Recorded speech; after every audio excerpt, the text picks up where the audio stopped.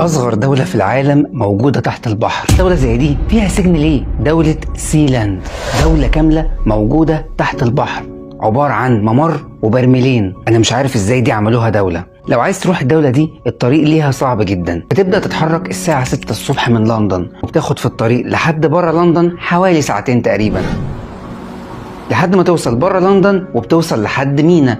المينا دي على السواحل بتاعة المملكة المتحدة، ومن هناك بتدخل علشان تمضي التأشيرة. أيوة تأشيرة، الدولة دي ليها تأشيرة. يعني دول كاملة كبيرة ممكن تروحها من غير تأشيرة، لكن الدولة دي بالذات ليها تأشيرة. بعد ما بتمضي التأشيرة بتبدأ تتحرك في مركب بتاخدك حوالي ساعة تقريبا في المية لحد ما توصل لسي لاند، أصغر دولة في العالم. عشان تطلع الدولة دي محتاج إن أنت تتربط بحبال كويس قوي، لأنه ملهاش طريقة طلوع ليها غير الطريقة دي. الطريقة دي بتطلعك لحد الدولة فوق بالحبال. بس يا ترى إيه سر الدولة دي، وليه أصغر دولة في العالم، وليه موجودة